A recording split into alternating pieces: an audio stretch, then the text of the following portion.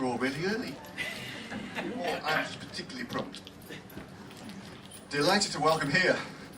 Pwynanda Croeso Gathley, good afternoon and welcome to Howe and to this event where we are going to be discussing the second year review of the Future Generations and Wellbeing Act for Wales.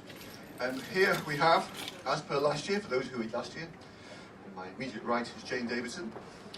She is Pro-Vice-Chancellor at Prince St David University, and in relation to this particular talk, she was responsible for setting up the Future Wellbeing Generations Act, whatever it's called these days.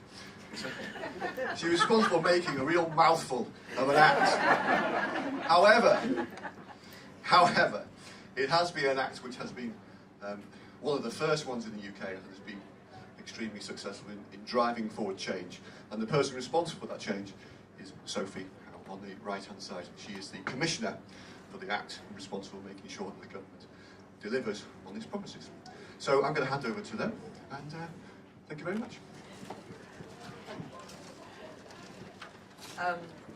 Thank you very much. By the way, everybody, that was Andy Fryers from the Howe Festival. And Andy leads on sustainability for Howe. And over the years, particularly since 2009, when Andy worked with the Welsh Government on developing a festival standard for sustainability, you will have seen increased contribution of sustainability initiatives in this festival. I'm delighted that I'm charging my electric car out there at the moment, helped by a man called Tonka. So for those of you who remember those toys, there we are. And very warm welcome to you all for this second year review of the Wellbeing Future Generations Act. Just a couple of slides, well in fact 4 slides just at the beginning, because there are people who may not know about the Act. So we're just going to quickly canter through so that you see what the main premises are. And I apologise for the boring title. When I challenged Andy earlier for the boring title of this, he said, well, it's the one you gave me. He's right. I did say, can we do the annual review again? So it was titled the annual review. But I think it's fair to say that if we look at the Act itself, I'd love to say that I was responsible for the Act, but I'd make it absolutely clear that I am not. A future Welsh Government, after I left politics in 2011, was responsible for the Act, and a number of ministers had a very important role in taking that forward. But what I had left them as a bombshell in 2011 was a manifesto commitment that such an Act had to happen, that it would make Welsh Government, as well as all public services, respond to the challenges. It would be audited by the Audit Office, and there would be an independent commissioner who had a role both as critical friend, but also the person who could have a set of powers that could call people to account. And all those 4 key elements then made it into the Act. Some of you will know that the Act itself is very simply 4 pillars. Many are used to the idea that sustainability is predicated on environmental, social and economic pillars, but I think very excitingly the Welsh Government included the notion of a cultural pillar as well. So this is an Act unique to Wales, where sustainability is redefined in the context of culture as well as the traditional sustainability pillars. And then the 7 goals, which I'll just read out in case you can't see on the slide, are a prosperous Wales, a resilient Wales, a healthier Wales, a more equal Wales, a Wales of cohesive communities, a Wales of vibrant culture and thriving Welsh language, and a globally responsible Wales. And all public services responsible to the Welsh Government now have to deliver against those goals, and they have to demonstrate not only how they're meeting their goals, but how they will maximise the contribution towards those goals. They also have to, and I think this was very clever, demonstrate how they are delivering on ways of working, that they are looking to the long term, that they are fostering prevention, that they are integrating their goals with others. They are collaborating with other partners, and they're involving people with an interest in achieving the outcome in the process. So we had the 7 goals and the 5 ways of working. And I just want to read you the Prosperous Wales, because I think that this demonstrates more than any other of the goals how different this will be as this gets delivered through a progressive set of not just initiatives, but a complete cultural change in planning in Wales. So a prosperous Wales is an innovative, productive and low-carbon society which recognises the limits of the global environment and therefore uses resources efficiently and proportionately, including acting on climate change, and which develops a skilled and well-educated population in an economy which generates wealth and provides employment opportunities, allowing people to take advantage of the wealth generated through securing decent work. Now, if we just take 2 phrases in there, low carbon society and decent work, and say those are now enshrined in law in Wales. And that is one of the biggest differences that this Act has made. These definitions are not definitions outside the Act, they are definitions within the Act. And this will also contribute towards the delivery of both the Welsh and the UK commitments in terms of sustainable development goals. So if you just in this context take a resilient Wales as an example, that links to a set of goals, and all the other goals do likewise. When the Act was published, many people will know that the UN said what Wales is doing today, the world will need to do tomorrow. But this is not a short-term journey. You cannot change the culture of decades, the cultures of target setting, the cultures of process focusing over a period of 1 or 2 years. So our primary speaker this afternoon has a huge job on her hand, because in the way that I initially proposed the legislation and got carried forward, she is both the critical friend and the guardian of the legislation. And we are now in year 2, and she's just produced a very interesting analysis of the way in which some organisations, the organisations responsible for delivering the Act in Wales, are taking it forward. And in that, you will clearly find her saying, not one organisation in Wales is yet taking forward all the principles of the Act. So this is a major challenge, and this is only reporting on year 2 and looking forward to year 3. So, no pressure there. Ladies and gentlemen, Sophie Howe.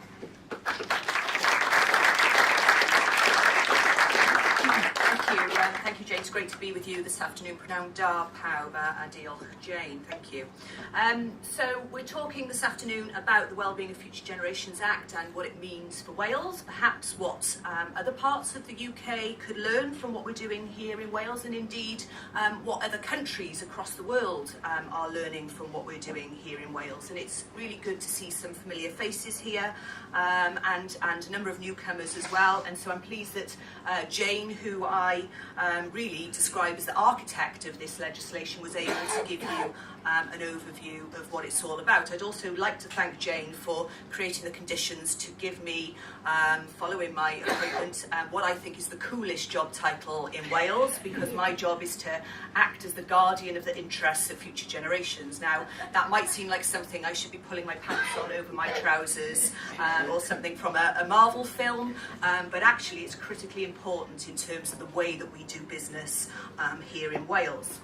So today we're going to be looking at 2 years into the implementation of the Act and the creation of my role as Commissioner, and what I'm hoping to see as we go forward on this. You know, it's often described as a sort of journey. Actually, I think what we're talking about here is an expedition, because we kind of know where we want to get to in the end. There's going to be lots of challenges in getting to that final destination. We're not quite sure what will hit us. I say Brexit at this point in terms of that journey towards the Wales that we want to see for future generations. And of course, an expedition tends to be a lot longer than a journey, and so I really do think it's an expedition that we're talking about here. But of course, the links between what was traditionally a kind of literary festival and sustainable development, and in particular a piece of legislation like the Wellbeing of Future Generations Act, may not at first be totally apparent. And for any newcomers to the Act or any of the passing curious, it may seem a little bit strange.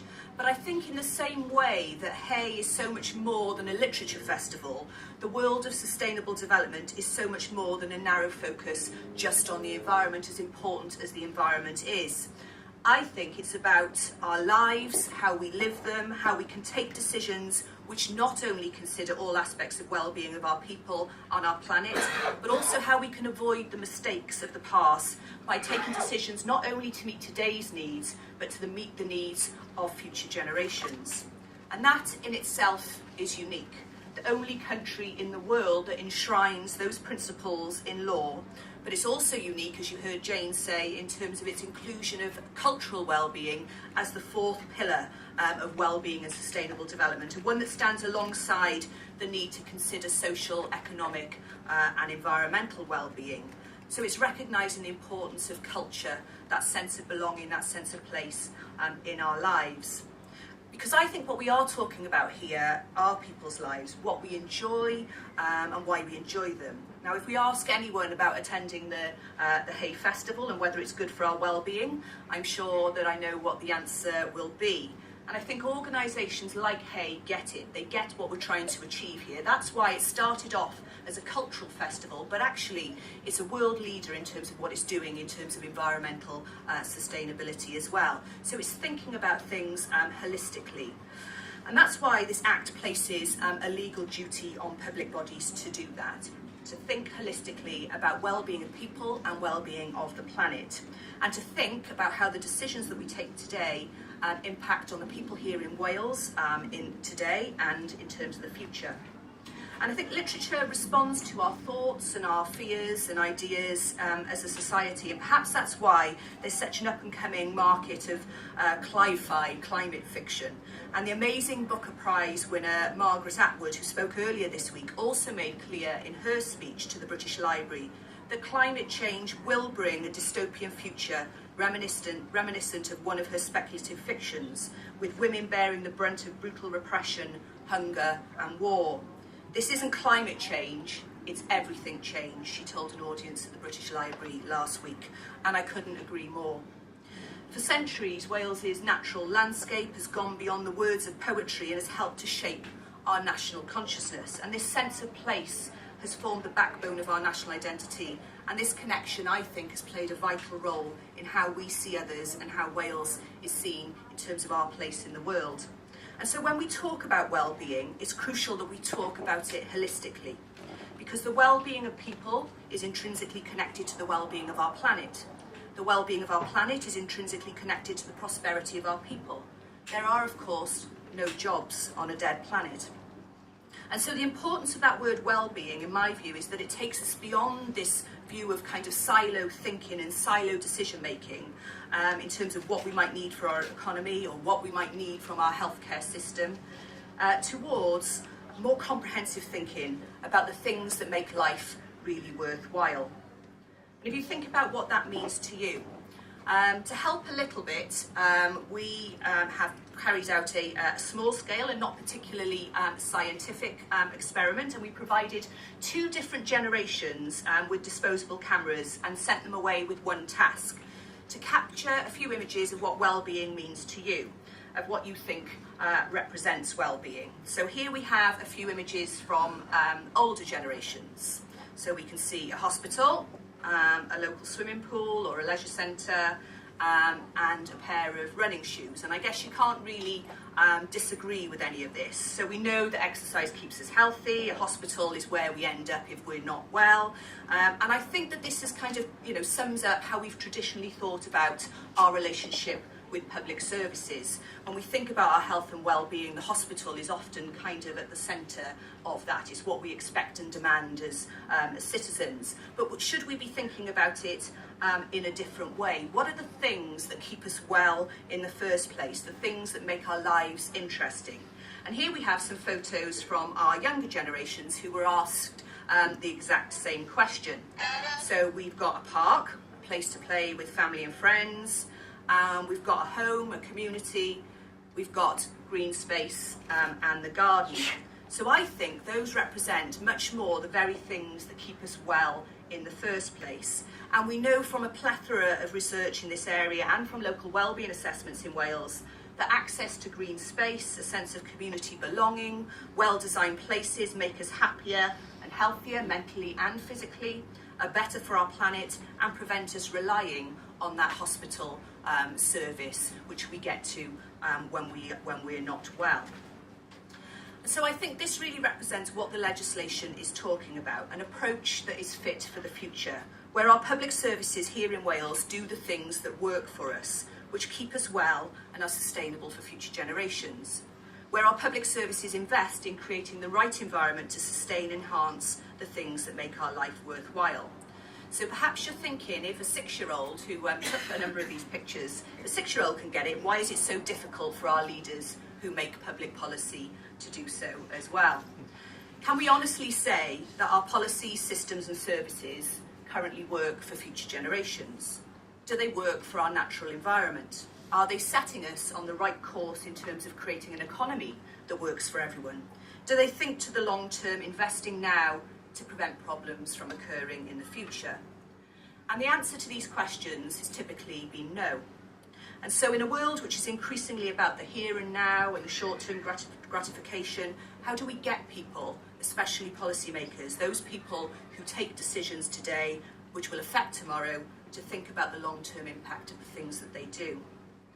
So when it comes to those with the power to make decisions that affect the lives of others, there's a bit of a saying, if you've not got a seat at the table, it's because you're on the menu. And I think that that's something that perhaps future generations might reflect on in terms of some of the decisions that we've seen taken over a vast number of years and decades. And so for all of you who might be wondering, that's exactly why we brought this chair along with us today, to pull a seat up at the table for our future generations, the future generations, people who aren't yet born, who don't have a voice, and who currently policymakers are not really thinking about. I'm not sure how many of you probably can't see what's written on these ribbons, and so I've zoomed in to show you a few.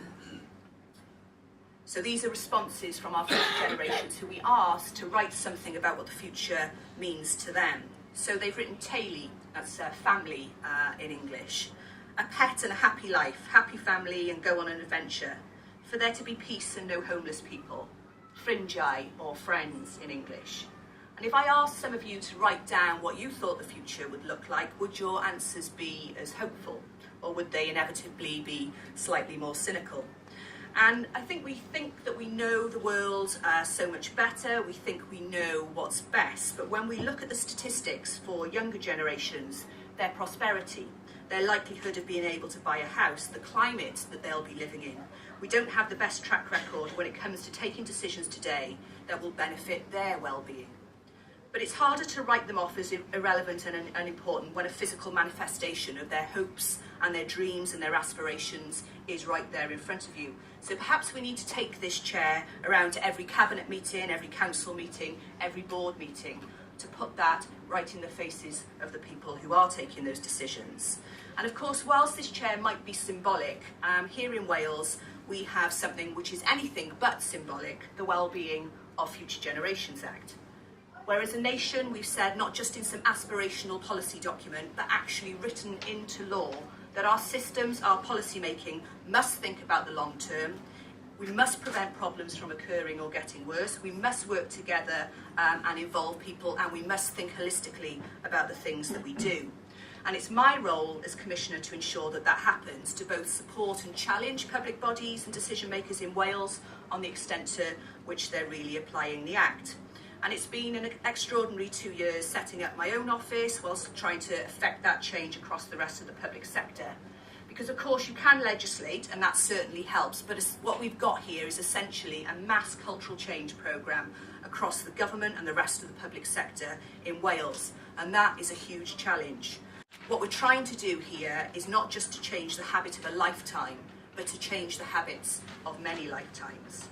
Now, both myself and the Auditor General for Wales, who has monitoring duties under the Act, published a parallel report last month to give a snapshot in terms of how public bodies are responding to the Act. And I'll go into more detail on some of that in the conversation with Jane. But as a flavour, there are indeed some interesting shifts in behaviour, leadership and culture, which is resulting in exactly the sorts of actions that we want to see. Some are small shifts, some are about the different conversations that are now taking place as a result of the fact that the legislation requires all of our public bodies to work together. Some of them are showing how they're thinking more broadly and outside of their traditional areas of interest. So now the Health Board has a duty to consider the environment as well as more traditional medicalised model of health. Transport for Wales have responsibility to deliver transport, but also to do that in a way which improves the health of the region. Our City Deal Board has a duty to think about how enhancing cultural opportunities is an important tool in economic development as the development of traditional skills. And some of the smaller actions that we're seeing taken by public bodies, some simple things like not cutting wild grass on public land. What we're seeing there is public bodies thinking differently. How can we enhance nature and enhance biodiversity by doing something as simple as not cutting the grass and planting wild flowers? That's brilliant for the environment. It's nice for people in terms of the aesthetics and bringing people together around green space. And you know what? It costs an awful lot less money as well. What we're looking for are those simple win-wins in the first instance, where we're trying to get people to think a little bit differently. We're seeing a focus from public bodies in terms of tackling adverse childhood experiences. We're seeing a public health official taking a lead on developing a transport strategy in Cardiff. The Arts Council working on regeneration through community art in a tough housing estate. A £2 million project to invest in a place called Greener Grangetown, where water management will be done through greening an area rather than creating more concrete cavities. Projects with the NHS and Swansea Council to procure completely upcycled or recycled furniture and instalment of LED lightings and solar panels. Swansea Council also building their first council homes to passive house standards. So we're starting to see some significant shifts. And whilst my office is told on a daily basis about these quite inspiring and innovative examples of change, I think it would be unrealistic to say that we're completely there. We're just on the beginning of this expedition. This is about long-term cultural change. It's about rewriting the rules of a system we've allowed to continue with business as usual for such a long time. And of course, that transformation is not going to happen overnight. And there's a diagram that I featured in my recent report which shows that trajectory of change that I'm expecting public bodies to go on. And I think we're probably in the early stages of that. We're making simple changes, doing the obvious, and we're getting towards getting resourceful and becoming more adventurous. But I think it's now time for us to be upping our game and be getting even more adventurous if Wales is to lead the way when it comes to sustainable development. And much of the groundwork of my role in the first few years has probably not been around the sexy stuff, but if you can imagine all of our systems that operate within the public sector, all of the different policies, structures, governance frameworks, budget setting, all of that needs to change if we're going to meet the aspirations of planning for the long term. So some of the things that I've been focused on in my first 2 years is helping to make that change. What we've got here is this diagram of getting the roots of the tree healthy and fit for future generations so that we can grow the tree effectively. I think it's about understanding where people are at. It's about understanding the work the public bodies are doing, identifying those people who want to make the change and empowering them to do that by showing them the art of the possible, connecting them with people who have done things before or who can bring new ideas, and moving the things that prevent change from happening out of the way. And this takes an understanding of how these organisations work, a willingness to listen and get alongside them, have their backs actually sometimes if they take risks and fail, because if we're not taking risks regularly and if we're not failing regularly in lots of ways, we're probably not trying hard enough. So there's something about removing this risk-averse culture from the way that we do policy. But both the Auditor General and myself have said that public bodies now need to become more ambitious and adventurous and provide better clarity on how they're meeting their obligations under the Act, because its action now needs to match the enthusiasm that we're seeing out there for it. We know that the lives of future generations coming behind us will be very different to the ones that we lead now. We know that they will live in a world where artificial intelligence, robots, automation will change the way that we live and work, where the population will be bigger and older, where the climate will be hotter. But how can we ensure that what our public services do today sets us on a course for the Wales that we want, rather than the Wales that we'll get if we sit back and do nothing? And that's essentially what our public services were designed for. Think back to this photo. What does it mean? How can we facilitate what we want public bodies to do, which is to create this sense of happiness and this sense of well-being? And a favourite quote of mine, which I think we could also apply to public policy making, comes from Maya Angelou, and she said, "I've learned that people will forget what you said, people will forget what you did, but people will never forget how you made them feel." So how many of us can say that our public services make us feel like that? How many of us can say that our systems fill you with as much hope for the future as some of the dreams written all over this chair? There's a real need, I think, for us to connect that human aspect of public services if we're to truly guarantee the well-being of our future generations.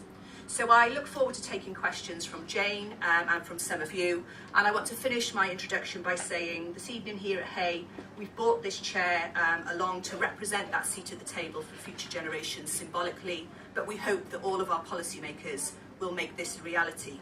And to do that, we could take advice from 6-year-old Alfie, who is around here somewhere. And Alfie said, "The world needs to be saved by heroes." And I think we all have a role in becoming one of those heroes. Thank you.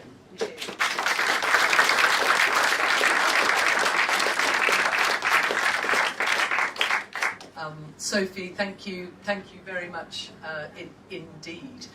I remember last year when we had this discussion, somebody asked me afterwards how I would tell whether or not the Future Generations Act was starting to bite.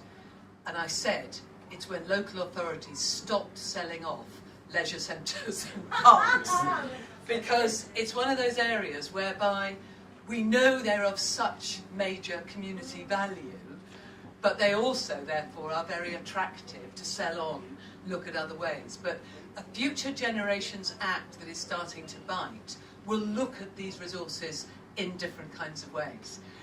In the programme, when you decided to come and join us this afternoon, there were just two things I'd like to ask you, Sophie, before we throw it out to the audience. One is Brexit. you mentioned Brexit, and I just wonder whether you think the Act can help us in any way tackle Brexit differently in Wales. Well, certainly the Act provides a framework for everything that we do here in Wales, and I'm no fan whatsoever of Brexit personally, nor in terms of what the implications of Brexit for our future generations. But there are some opportunities that are provided by Brexit if we frame them right within the context of the Wellbeing of Future Generations Act. So the extent to which we revise our approach to farming and land management could be really significant if we think about the social, economic, environmental and cultural well-being. If we apply that goal of a prosperous Wales and a resilient Wales, which focuses on low carbon society, which focuses on enhancing and protecting nature and biodiversity, that provides the frame for us to do something quite different. Likewise, in terms of procurement, we spend about £6 billion in Wales on procuring public goods and services, our public bodies do. And if we framed that in a different way outside of the EU procurement rules, if we focused on procuring locally, I'm not sure if that's something we should be discussing today in light of what Trump has said, but if we focused on procuring, not necessarily because we take a protectionist approach, but actually because we take an approach which is focused on supporting local and cohesive communities, which is focused on not transporting goods that don't need to be transported, over thousands and thousands of miles across the world. If we apply those 5 ways of working and the 7 wellbeing goals to what we do in terms of procurement, there really are some significant things that we could do well and do better here in Wales. However, without doubt, Brexit is going to have some significant implications for our future generations, and I think it's a huge shame, actually, that the UK government doesn't have something like the Wellbeing of Future Generations Act, because I'd actually question whether Brexit could go ahead in light if there were a Future Generations Act in the UK, because clearly, both in terms of the vote and the split between the way that younger generations and older generations voted, and when we look at practically all of the implications for younger generations, I don't think it would be compliant with our legislation. So if only the UK government was as forward-thinking as Wales, maybe we might not be in this situation.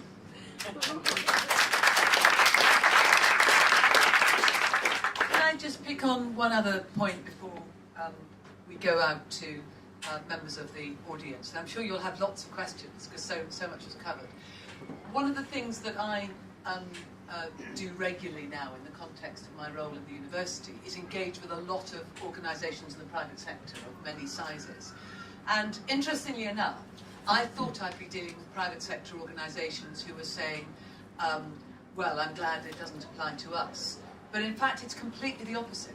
It's looking at, if it's a level playing field going to apply to all public services in Wales, then how do we ensure early on that private sector organisations, particularly those who will end up procuring into the public sector, are brought on this journey?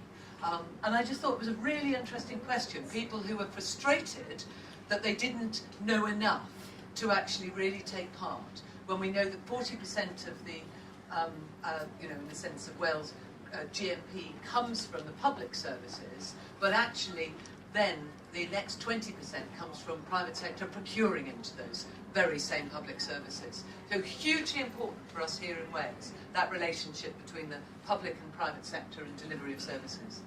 Yeah, you're absolutely right, and your experiences in terms of discussions with the private sector have mirrored mine. I have to say, not all of the private sector. I've had 1 or 2 spats over a small project known as an extension to the M4, but perhaps we'll come on to that. But actually, there's a huge range of private sector organisations out there who are absolutely passionate about the Act. They absolutely get it, to the point one of them has seconded free of charge a member of their staff into my team to learn more about how the Act is working and how they can actually embed it.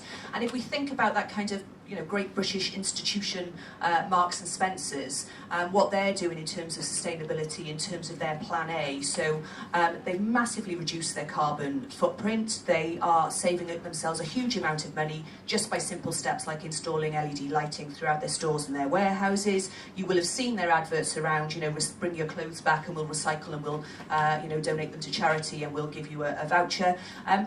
They're maybe part of what they're doing is out of the goodness of their heart, but actually they're doing it because it makes really good business sense as well. It's actually saving them cost. They know, like we know, that there are no jobs on a dead planet and there's no prosperity on a dead planet, and quite frankly, it's something that their customers are wanting organisations to do. So out there, I think that there's a lot that we could learn from the private sector. I also think that there's a lot that we could think about in terms of social enterprises.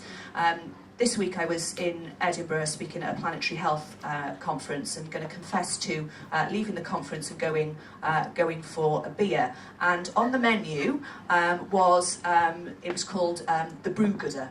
And that is one brewery in Scotland who, one of their beers, all of their profits are donated to clean water projects across the world. Now, what if that's £6 billion worth of public sector money, and I don't know what proportion of that is spent on procuring food and catering services, but what if, on every menu out there in the public sector, in every cafeteria, in every hospital, there was one thing that did that same thing, sent all of their profits to those sorts of projects. That's really easy to do if we just think about it differently, and I think that the private sector would be really willing to engage with that. Thank you. Right, over to you. Sorry, can I start there because you have your hand for that? Please, there's a microphone coming. Thank you. I do work on city deals and urban matters, so I just wondered. I mean, it was the first question really. That, you know, it's sort of funny to say if only the UK could have legislated in such a way, but I do wonder about mechanisms, not just the Wellbeing Act in Wales, but also there are governance practices in Scotland which are much more cross-cutting and joined up. Do you feel frustrated at the lack of feedback mechanism within devolution, or do you not really think about it that much?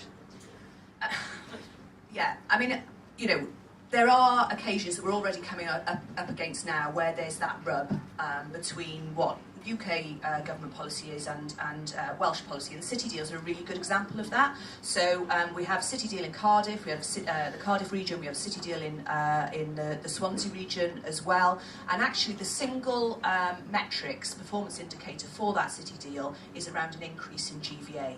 Now that says to me that growth, economic growth, an increase in GVA is the be-all and end-all, and I think we've got to start fundamentally questioning whether an increase in GVA and that sort of economic growth is the be-all and end-all, because what we see is that where we've had that model for so many years, the rich get richer, the poor get poorer, the poor get have worse health and a whole range of kind of indicators.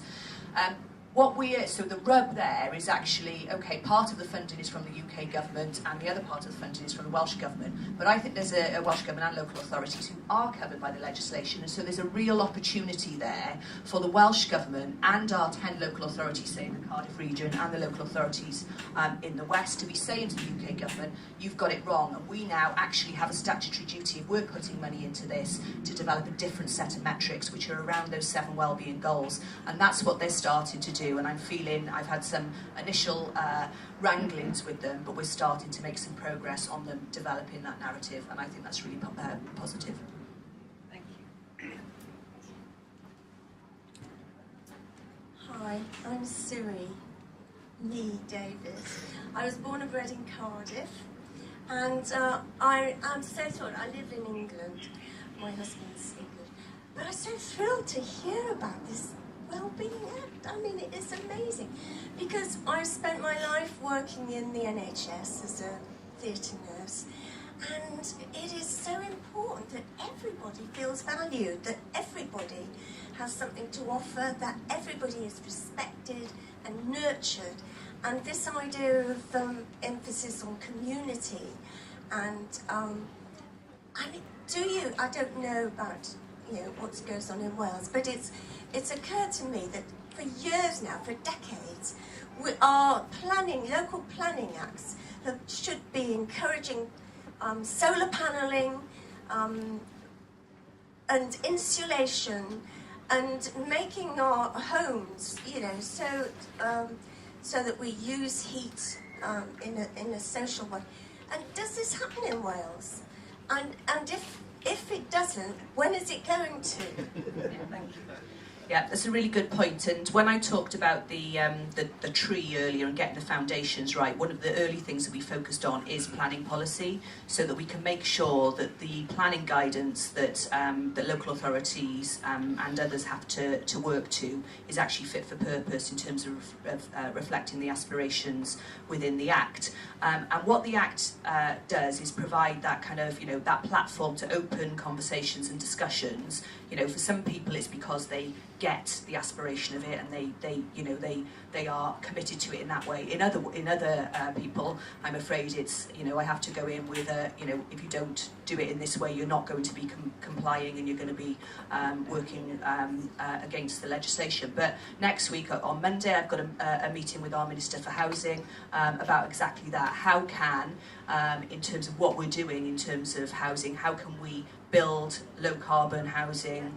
There's already a fair bit of that going on, but how can we actually mainstream that in terms of everything that we're doing? And the Act provides that really good starting point to be having those discussions. Sophie, one of the things that we've talked very positively about the Act at the moment in terms of where we've got to. I think that there are organisations which will not be delivering as well as you'd like. I mean, I assume that you are intervening on those organisations. I mean, obviously we haven't had anything publicly yet about any interventions, but I assume that you are intervening on organisations which are not adequately rising to the challenge. Well, we've had the first 2 years of the legislation, and the message that I've given to public bodies is that I will give you some slack in those first 2 years whilst you get your structures, your your training programs, your thinking together in terms of how within your organisations you need to be applying the Act. But a couple of weeks ago, I, with the Auditor General, held a conference for all of the public sector bodies in which I told them that the theme tune for my third year was going to be that Elvis classic, a little less conversation, a little more action, please. So they are very well aware that actually, the 2 years to get their ducks in a row, if you like, are coming to an end. There are three probably significant interventions that I've made to date where I have threatened use of my powers. And so there are things that go on behind the scenes. In all of those scenarios, the public bodies concerned have come on board and have taken the steps that I want them to take without me having to use my powers. So I think sometimes it's using the kind of soft negotiation, but having the powers in your back pocket is significant, and I'm sure at some point there will be those who are very much in the naughty corner, and I will have to use them. Thank you. Question at the back, and then there's one. Thank you. Actually, that follows on perfectly from what I'm about to say. We have been trying to set up a wellbeing park in our area, and we've had absolute wonderful support from the local authority. Thank you very much. People will be quite surprised to hear that, but they've been marvellous. However, and I understand the process and understand the difficulties, but their health board is completely risk averse and don't understand the New Generations Act and where they fall in part of that. And it's really difficult to convince them to come on stream with this. And I really love to hear the fact that they're going to have to get their ducks in line and that actually maybe take on board some of the things that local people want to help them do and actually meet the community part of your Wellbeing Act. So I'd just like to ask how you intend to work on local health boards coming on stream, please. What you described there is unfortunately a kind of common theme in terms of health boards in particular. Now I can't, some of them are doing some really good things. A lot of the challenges that they have is that they're so focused in crisis mode and the whole system actually exacerbates that. So when they're monitored and funded on the basis of ambulance waiting times and A&E waiting times, and actually, even our media has a role in that. Why is nobody questioning? Not the fact, of course, it's awful if somebody's on a bed for 12 hours, on a trolley bed for 12 hours, but why is nobody questioning the fact as to whether that person should be there in the first place? And why is that person there in the first place? And if the media aren't prepared to do that, actually our government need to be doing that. So starting from the kind of top down, if you like, one of the things that I'm doing this year is I've made it very clear to the Cabinet Secretary for Finance and the whole government that this year I will be monitoring the Welsh Government's budget in terms of how they're making a shift to preventative spend. I think that will be significant in terms of health boards because 49% of the Welsh Government's budget goes on healthcare systems. Actually, only 15% of our health and well-being is dependent on those healthcare systems. So you can see a huge disparity there. And I've recently said to the government that I actually think that any new money that goes into the NHS should only be able to be spent in partnership with other services, which I guess would get to the sort of thing that you're talking about, and on preventative activity. And that may well, if we don't start seeing that may be an area which I will need to do the first test of my powers. We're getting a lot of people who want to ask questions now, so please try and be brief so we can get as many in. Please. Okay, possibly a slight change of pace here. You've been talking about getting your ducks in a row, but thinking about the natural environment and the sustainability of the natural environment and the resilience of that environment,